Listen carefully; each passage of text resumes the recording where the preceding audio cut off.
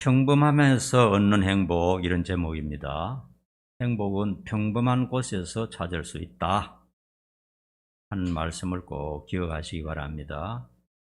하나님께서 우리에게 행복을 주실 때는 특별한 것에서 얻으려고 하면 안 됩니다. 아주 사소하고 평범한 것에서 숨겨놓은 보물을 찾듯이 찾아내야 하는 것입니다. 92세 할아버지가 전라도 어디에 계시는데요. 매일 하루에 한 끼는 라면을 드셔요. 내가 라면을 직접 드시는 걸 봤어요.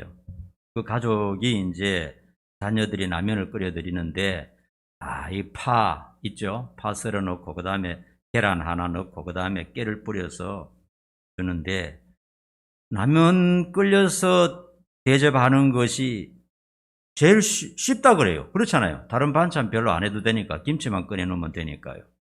할아버지가요, 평생을 하루에 한 끼 라면을 먹는데 얼마나 맛있게 드시는지, 그리고 너무너무 기뻐하시고, 내가 보니까요, 라면 먹고 싶어요. 여러분, 라면 먹으라고 내가 하는 말이 아닙니다. 라면은 대체적으로 별로 좋지 않은 음식으로 알려져 있어요. 많이 먹으면. 그런데 중요한 것은 뭐냐? 이 할아버지는 라면 한 그릇에 감격하는 겁니다. 감격하기 때문에 사실 몸에 해가 없는 거예요. 어떤 좋은 음식을 먹느냐, 이것보다도 그 음식을 먹으면서 얼마나 기뻐하고 얼마나 감격하고 얼마나 행복을 느끼느냐, 이것이 그 사람의 건강을 결정짓는 거예요. 물론 음식을 가려 먹고 적게 먹어야 되겠지만은, 무슨 음식을 먹든지 남이 나쁘다 하더라도 그 음식을 먹을 때 너무 기쁘고 너무 행복하다 그러면요, 성경의 잠언에 보면요, 마음이 기쁘면 육신의 질병도 다 고쳐진다 그랬어요. 마음이 기쁜 것, 마음에 감동받는 것, 그런 것이 굉장히 중요한 겁니다. 그리고 그 라면을 드시고 이제 경로당에 가서 친구들과 어울려서 즐겁게 대화하면서 놀고요. 그리고 그 맛있는 라면을 먹는 것을 그렇게 기뻐하고 좋아하시더라고요. 그리고 그 할아버지가 아프지도 않고요, 돌아가실 것 같지도 않아요. 얼마나 건강하게 잘 지내시는지 몰라요. 그래서 참 이 사소한 라면 하나, 사소한 음식 하나, 사소한 일상생활의 하나에서 감동을 느끼고 기뻐한다는 것, 그것이 인생에게 얼마나 중요한지 모르는 것입니다. 우리 새로 이제 가정을 가진 가정도 어디에서 큰 행복을 찾을까, 이것보다도 사소한 것에서 행복을 발견해야 돼요. 하나님께서 곳곳에 행복을 숨겨 놓으셨어요. 아주 사소한 것, 지나칠 수 있는 것, 그런 것에서 행복을 찾아내어서 먹어야 돼요. 그러면 마음이 기쁘고 즐거우면 모든 것이 다 잘 된다는 것 여러분 알지 않습니까? 저는 오늘 이 설교를 준비하면서 가만히 인생을 생각해 보니까요, 사소한 것에 감동을 느낀다 하는 생각을 많이 하게 되었어요. 내가 살면서 그렇더라고요. 큰 것에서 어떤 감동보다도요, 사소한 것에서 기뻐하고 감동하고요. 예를 들자면 아침에 좋은 말 들으면요, 하루 종일 기분 좋고요, 행복해요. 이것이 참 행복한 것이구나 하는 것을 느낄 때가 많아요. 자, 예를 한번 들어보면요, 어떤 여러분들이 문자를 많이 쓰잖아요. 카톡이나 문자를 보낼 때, 내가 문자를 올렸을 때 따뜻한 답글, 긍정적인 댓글을 나에게 준단 말이에요. 그러면요, 얼마나 기쁜지 모릅니다. 그렇죠? 별것 아니잖아요. 손가락 한번 놀리면 되잖아요. 그런데 어떤 사람은 그냥 속된 말로 뭐라 그래요? 안 하는 걸 씹는다 그래요? 그냥 모른 채 싹 닦아버리면요, 굉장히 서운한 감이 듭니다. 왜냐하면 그냥 패싱해버리는 거니까요. 너 같은 걸 필요 없어 하는 식으로 어떤 생각이 들지 모르는 겁니다. 상대방은 전혀 그런 생각을 하지 않지만은 문자를 보낸 나에게는 여러 가지 생각이 떠오르는 겁니다. 나를 무시하는구나. 나를 업신여기는구나. 별 생각이 다 들어요. 생각 드는데 어떡하면 그죠? 근데 따뜻한 걸 한마디 하든지 말하기 싫으면 이렇게 이모티콘인가요? 그거 하나라도 보내면 그렇게 행복하고요. 그렇습니다. 제가요, 안산에 와서 이제 목회를 하면서요, 처음에 왔을 때 제가 이 목사님들한테 이렇게 연락을 좀 해봤어요. 연락을 해보니까요, 진짜 되는 분들은요, 이 반응이 빨라요. 예를 들면 김인중 목사님이나 이세용 목사님 이런 분들 내가 전화를 했잖아요. 그러면 그 사람이 확인하고 바로 전화를 나한테 때려요. 아, 나 김인중 목사입니다 하면서 바로 전화 와요. 그런데 좀 안 좋은 말입니다만은 참 잘 안 되는 사람은 반응이 없어요. 한 달이 가고 1년이 가도 그냥 말을 안 하는 거예요. 그래서 이렇게 잘 되는 분들은 뭔가 마음이 다르구나. 하자는 사람한테, 새카만 후배한테 이렇게 바로 전화를 보내고 바로 문자를 보내는 이런 센스가 있구나. 참 그렇구나 하는 생각을 하게 되었어요. 그러니까 아주 사소한 것 아닙니까? 돈 안 드는 거잖아요. 아주 사소한 건데 사소한 문자 하나, 사소한 카톡 하나, 답장 이런 데서 사람들은 이외로 감동을 느끼고 또 즐거워하는 것을 우리가 다 하고 있잖아요. 아내가 맛있는 반찬을 해주면요, 세상을 다 얻은 느낌이 들어요. 그런 행복이 옵니다. 그렇게 행복해요. 내가 참 존경받고 있구나 하는 이런 생각이 들어요. 이혼하는 비율이 이제 상당히 높아지는데요. 원인을 알아보았더니 무엇이라고 답했느냐 하면 무엇이라고 답했을 것 같아요? 그러니까 성격 차이라는 겁니다. 세상에 하나님이 다 성격 다 다르게 했지 성격 같은 사람이 어디 있어요? 성격 같은 사람은 한 사람도 없습니다. 요게 뭡니까, 요거? 지문이 다르듯이 성격도 전부 다릅니다. 하나님은 그렇게 다양하신 분입니다. 컬러풀한 분이죠. 성격이 차이가 나서 이혼을 했다 하는데, 근데 전문가들이 자세히 관찰을 했더니 말 때문이라는 것이에요. 이혼 사유가 전문가들의 입장에서는 말 때문이다. 사소한 말 때문에 그 사소한 말을 던졌는데 상대방이 이제 그걸 이해하지 못하고 서로 말싸움을 하면서 그게 속에 꼬여서 결국은 같이 살 수 없는 입장까지 가게 되었더라. 그런 결론을 내렸습니다. 너무나 사소한 것 아닙니까? 말 한마디. 사소한 것에서 이 행복이 왔다 갔다 하는 것을 알 수가 있어요. 인간은 큰 선물이 아니라 작은 것에 감동하며 행복을 느끼는 존재라는 것을 성경도 그렇게 가르쳐주고 있고 제 인생 경험으로도 그런 걸 충분히 느꼈어요. 그러므로 우리는 평범한 것, 사소한 것에 신경을 써야 행복을 지킬 수가 있습니다. 가정의 행복도 그렇고 개인적인 평생의 행복도 그렇고 사소한 것을 그냥 쉽게 넘겨버리면요, 큰 것을 가지고 행복을 얻으려고 하면 그 사람은 평생 행복을 찾을 수가 없다 하는 것입니다. 오늘 본문의 결론부터 말하자면요, 누구나 다 이런 평범하고 사소한 것에서 행복을 누리는 것이 아니고, 따라합니다. 여호와를 경외하며 그의 길을 걷는 자에게, 그런 자에게 이런 복이 발견되고 주어진다. 이렇게 말씀하셨습니다. 오늘 찬양 콘티도 오늘 말씀하고 잘 결부되게 오늘 잘 정해서 모든 것이 잘 들어맞고 있어요.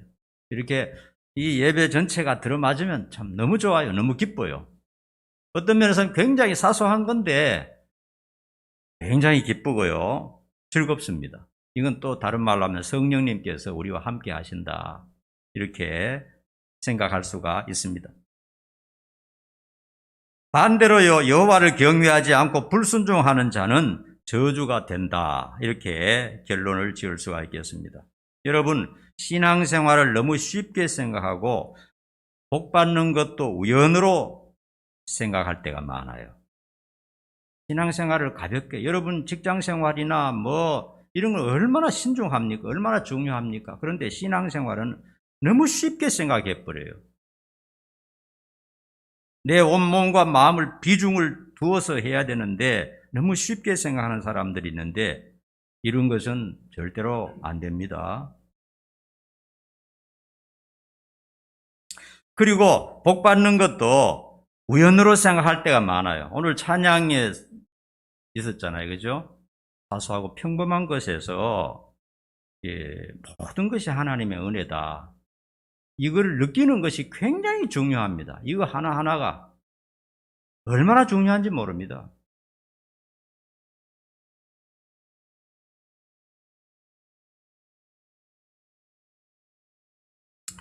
우리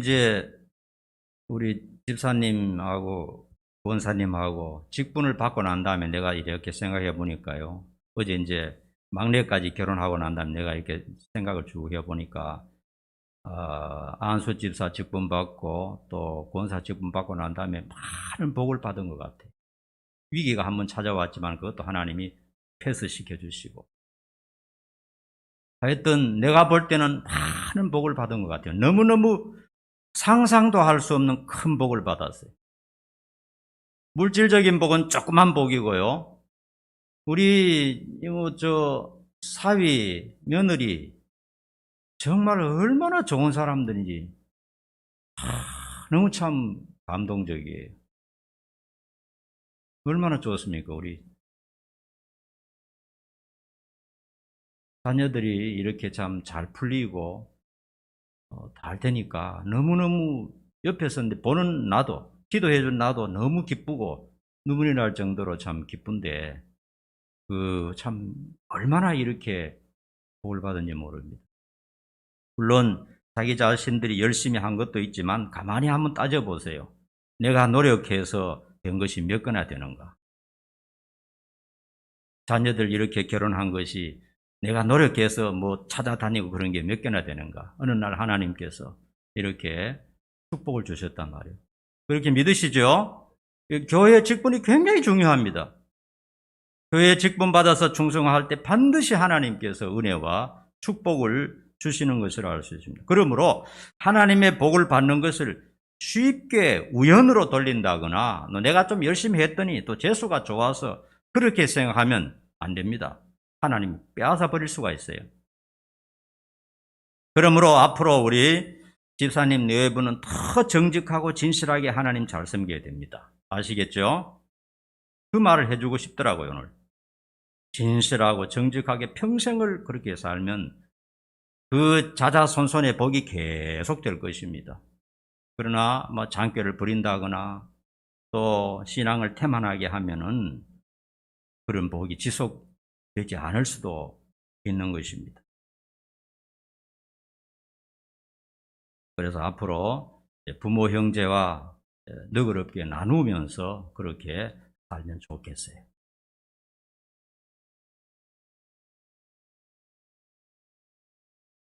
하나님을 경외하며 예배하며 헌신하며 봉사하며 기도하며 하나님과 교제하며 신앙의 정도를 걸어갈 때 이 세상에 살 동안도 평안과 형통의 복을 덤으로 주시는 것입니다. 믿습니까? 예.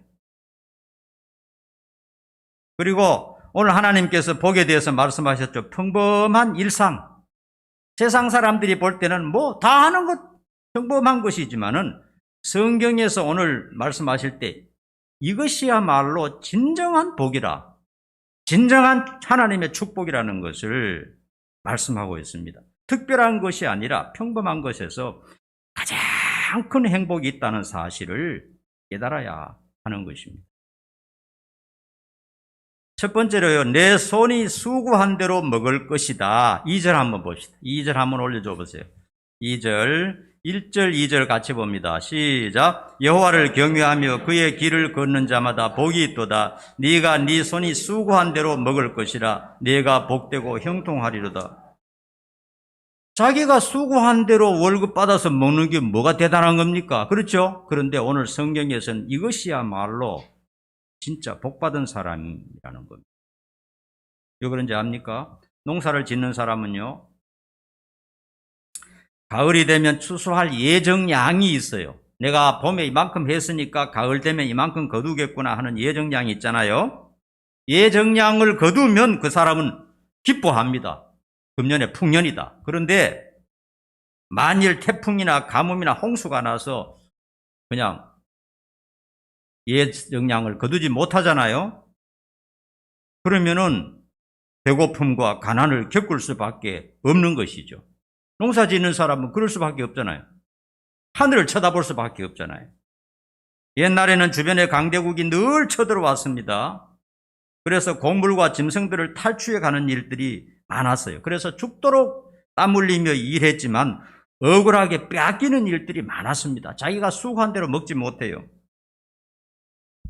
요즘은 많이 좋아졌는데요. 직장도요. 지금부터 20년, 30년, 40년 전만 해도요. 일은 많이 해도 봉급은 조금밖에 안 줬어요. 자기가 수고한 만큼 받지 못했어요. 그래서 어떤 노동자들은 6개월, 1년치 월급을 받지 못하고 그냥 회사에서 쫓겨난 일들이 비일비재했어요. 요즘 같으면 뭐 택도 없죠. 그러나 옛날에는 그런 일들이 굉장히 많았습니다. 요즘 이 개인 사업하는 이런 사람들 보면요, 죽도록 일을 하지만은요, 장사하면 할수록 마이너스가 된다는 거예요. 손해가 된다는 겁니다. 그 얼마나 참 고통스러운 겁니까? 또 가난한 나라에 가보면요, 그 땀 흘리고 수고하는 것에 비해서 보수가 턱없이 적어요. 동남아 저런 데 가보면요, 월급 따지면 월급이 한 달에 10만 원, 20만 원 밖에 안 돼요. 우리나라 따지면. 한 달 내내 해도 쌀 한 포도 못 사는 거예요. 농사를 짓거나 장사를 하거나 직장 생활을 하거나 일한 만큼 만족하게 보수를 받는다면 그것이 바로 하나님이 주신 축복이라는 겁니다. 내가 얼마 일하고 어느 정도의 월급을 받는다. 그 자체가 하나님이 너에게 주시는 축복이다 이겁니다. 거기에 대해서 여러분 얼마나 감사해 보았습니까? 얼마나 감격해 보았습니까? 거기다가 자신이 수고한 이상으로 보너스도 한 번씩 주잖아요. 그럴 때는 너무너무 행복합니다. 보너스 받아 너무너무 행복합니다. 두 번째로 밥상에 둘러앉은 가족들에 대해서 얘기하고 있습니다. 평범한 얘기죠. 3절, 4절 우리 다시 한번 보십시오. 시작. 내 집 안방에 있는 내 아내는 결실한 포도나무 같으며 네 식탁에 둘러앉은 자식들은 어린 나무 같으리로다. 여호와를 경외하는 자는 이같이 복을 얻으리로다. 사람이 결혼하고 자식을 낳고 함께 식사하는 것은 너무나 평범한 겁니다. 다 있는 거예요. 대부분이 그렇게 살고 있습니다. 일단 결혼하면 이제 두 사람이 같이 식탁에 앉잖아, 그죠? 요즘 뭐 따로따로 먹을 수도 있겠지만 그렇다면 그것이야말로 하나님의 큰 복이라는 사실을 인식하고 감사해야 됩니다. 가족들이 함께 살고 밥 먹고 그리고 각자 직장으로 학교로 가서 매일 살아갑니다. 그 평범함이 하나님이 주신 은혜임을 깨닫고 기뻐하고 즐길 줄 아는 사람이 되어야 돼요. 오늘 우리 부부가 밥을 먹었다. 그 자체가 행복인 것입니다, 여러분. 하루에 한 끼를 먹든 두 끼를 먹든 상관없이 우리 부부가 같이 밥을 먹었다. 밥을 먹으면서 오늘 말씀을 생각했어요. 그것이 행복이라는 겁니다. 자식들과 같이 밥을 먹었다. 그것이 행복이라는 거예요.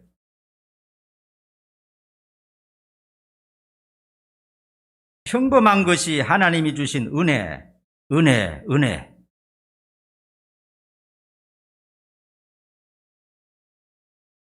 저도 이제 한 달에 한 번 정도 친구들과 모여서 식사하고 형제들과 모여서 한 달에 한 번 정도 그렇게 모이는 팀이 한 두서너 팀 되는데, 그렇게 모이면 뭐 간단하게 곰탕 한 그릇 먹고 그 다음에 찻집에 가서 달콤한 커피 한 잔 시켜서 1시간 2시간 이렇게 목사들이니까 교회 얘기하고 또 자식들 얘기하고 손자 낳은 사람들은 손자 얘기하고 그런 거죠. 뭐 그런 거 얘기하면서 시시콜렁한 얘기하면서 1시간 2시간, 어떤 데는 그냥 아이고 예배 시간 다 됐다 빨리 가야 된다, 또 수요일 날 모이면 그렇게 할 정도로, 그렇게 그 평범한 것 커피 한 잔 앞에 놓고 막 교제하면서 대화하는 것, 거기에서 스트레스가 풀리고 기쁨이 있고 즐거움이 있고 참 또 다음에 또 만나고 싶어 하고,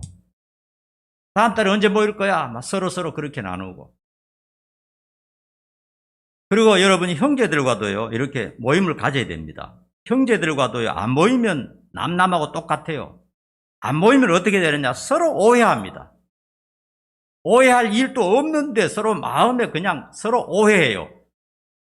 왜 전화 안 해? 왜 연락 안 해? 하면서 서로 오해하면 그 얼마나 여러분 힘드는 겁니까? 근데 같이 만나서 얘기해보면 다 풀려버리는 거예요. 형제가 둘이든지 뭐 셋이든지 모여서 가끔 커피도 한잔하고 대화도 하고요. 그렇게 하는 것이 참 좋습니다. 그리고 친구들과 모여서 또 블랙커피 마시면서 수다 떨고 이런 것도 참 좋아요. 그런 것도 참 좋은 겁니다. 오늘 말씀하셨어요. 이렇게 음식을 먹고 차를 나누고 하는 그 자체가 그것이 진정한 행복이다 하는 것을 말하고 있습니다. 그리고 먹고 싶은 것 있으면 또 이렇게 사드세요. 얼마 안 합니다. 진짜 맛있는 것은 초콜릿도 사드시고요. 근데 과식은 하지 말고 많이 먹지 말고 진짜 먹고 싶은 것 있으면 먹으면요 그게 얼마나 기쁨을 주고요, 마음이 행복하고 감동이 되면 몸이 건강해지는 겁니다. 몸이 건강해지는.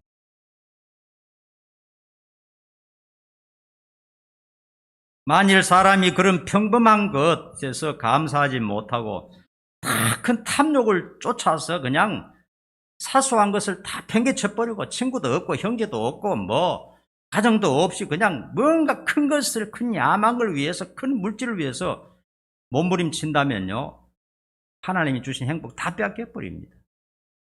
마지막에 가면 병밖에 남는 게 없어요. 그러면 안 돼요. 그러면 안 되는 것입니다. 적은 것으로 만족하고 평범한 것에 감사해야 하는 것입니다. 작은 것에 감사하지 못하는 그런 마음은요 아무리 많은 것을 안겨주어도 결코 만족하지 못해요. 세 번째로, 시온에서 복을 주시고 자식의 자식을 볼 것이다 말씀하셨어요. 5절 6절 한번 읽어봅니다. 시작. 여호와께서 시온에서 내게 복을 주실지어다. 너는 평생에 예루살렘의 번영을 보며 내 자식의 자식을 볼지어다. 이스라엘에게 평강이 있을지로다.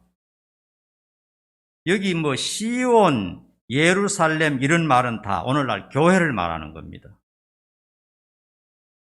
하나님의 장막이 있던 곳인데요, 시온이요 하나님이 계시는 곳을 말합니다. 여러분, 하나님이 누굽니까? 천지를 지으신 하나님의 집에 출입한다는 것 자체가 얼마나 놀라운 일입니까? 여러분, 참 세상에 나가면 큰 교회도 많고요, 유명한 목사님들도 많아요. 그런데 이렇게 초라하고 작은 교회에 계속 오는 여러분, 저는 정말 고개 숙여서 존경하고 사랑합니다. 얼마든지 멋진 교회, 얼마든지 유명한 교회에 갈 수도 있는데 작은 교회, 그러나 하나님 앞에는 작은 교회나 큰 교회나 차이가 없어요. 믿습니까? 네, 차이가 어떤 면에서는요 요한계시록에 보면요 작은 교회가 하나님의 관심이 더 있다는 것을 알 수가 있어요. 왜냐하면 내놓을 게 없으니까요. 물질도 없고 뭐 아무것도 없고 내놓을 게 아무것도 없기 때문에 하나님밖에 없는 거예요. 작은 교회는. 큰 교회는 내놓을 게 굉장히 많습니다. 재산이. 그러나 작은 교회는 예수님밖에 없어요. 하나님밖에 자랑할 게 아무것도 없습니다. 그렇기 때문에 어떤 면에서는 하나님이 작은 교회를 더 사랑하시고 작은 교회 다니는 분들에게 더 관심을 가지실지 모르겠어요. 그러므로 본인은 물론 자기 자식들, 자기 대대 후손들이 함께 손을 잡고 하나님이 계시는 집에 들락날락 한다는 것이 얼마나 큰 축복입니까, 여러분? 부부가 함께 하나님이 계시는 전에, 생명의 전에 들락날락 한다는 그것보다 더 좋은 게 없어요. 그것을 오늘 말씀하고 있는 것입니다.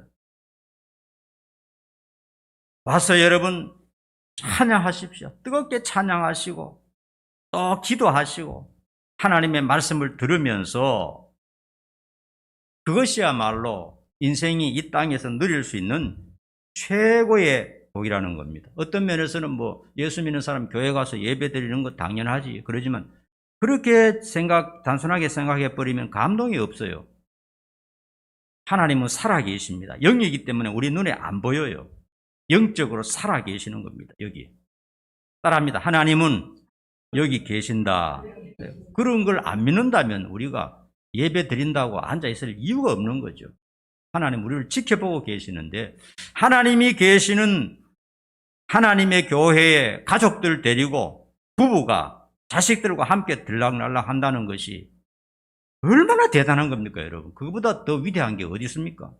그리고 다음에 어린 손자들 낳으면 손잡고 또 교회에 들어온다고 생각해 보세요. 얼마나 멋집니까?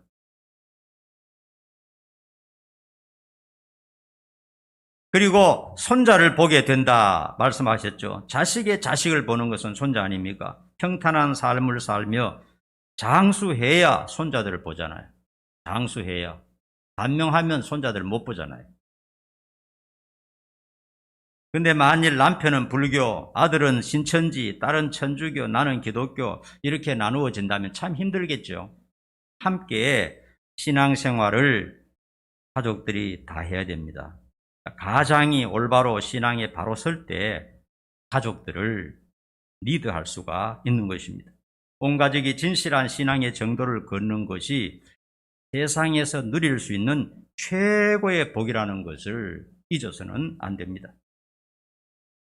결론적으로 하나님의 공의는 지금도 여전히 살아 있습니다. 스바냐 선지자는 하나님의 계시를 받아서 이렇게 말했습니다. 하나님은 복도 내리지 않으시고 벌도 내리지 않으신다고 하는 자를 등불로 찾아내어서 반드시 처벌하신다 라고 말씀했어요. 하나님은 복도 안 주시고 처벌도 안 하신다. 이런 식으로 말하는 신자들에 대해서 찾아내어서 반드시 처벌하신다 말씀하셨어요. 하나님은 분명히 복을 주시는 분이고 하나님은 불순종할 때 벌을 내리시는 분이다 하는 것을 분명히 깨우쳐 주시는 것입니다. 하나님은 인생 하나하나를 굽어 살펴보시면서 공의롭게 복과 벌을 내리시는 분입니다. 어떤 사람은 이렇게 말합니다. 올바로 살고 바로 신앙생활해도 별 것 없고 나쁘게 살고 죄져도 괜찮다 하는 그런 사람은 조만간에 굉장히 큰 위험을 당할 수 있다 이렇게 말씀하셨어요. 하나님은 살아계시면서 우리를 내려다보고 계십니다. 왜요? 우리는 자녀니까요. 세상 사람들은 자녀가 아니기 때문에 나름대로 살아도 괜찮지만 하나님의 자녀들은 굉장히 관심이 많습니다. 여러분들도 그렇잖아요. 여러분 자식에게 관심이 얼마나 많습니까? 큰 관심이 있는 것처럼 하나님도 자기 자녀가 전부입니다. 자기 자녀에 대해서 굉장한 관심을 가지기 때문에 잘하면 상을 주시고 잘못하면 시련을 주시고 그렇게 해서 인도하신다 하는 것입니다.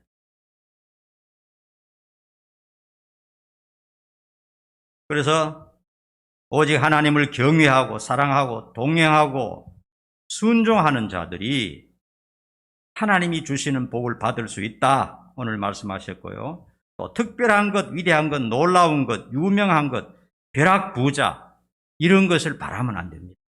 이런 것을 바라는 사람에게는 그 속의 탐욕 때문에 절대로 행복이라는 것을 맛볼 수가 없어요. 그런 것에는 행복이 없다고 말씀하십니다. 튀는 것에는 항상 무서운 위험성이 도사리고 있는 것입니다. 그러므로 사소한 것에 관심을 기울여 봐야 됩니다. 가정에서, 먹는 것에서, 또 커피 한 잔에서, 사소한 것에서 감동받는 인생이 되어야 됩니다. 하나님이 주시는 진정한 행복은 평범한 것에 있다는 것을 꼭 기억하시기 바랍니다. 기도하겠습니다. 존귀하신 아버지 하나님, 평범한 직장, 평범한 가정, 평범한 먹는 것, 평범한 삶 속에서 하나님을 경외하고 사랑할 때 행복이 있다는 것을 말씀하셨습니다. 이 사실을 잊지 말고 사소한 것에 최선을 다한 우리 성도들 되도록 도와주시옵소서. 예수님의 이름으로 간절히 기도하옵나이다. 아멘.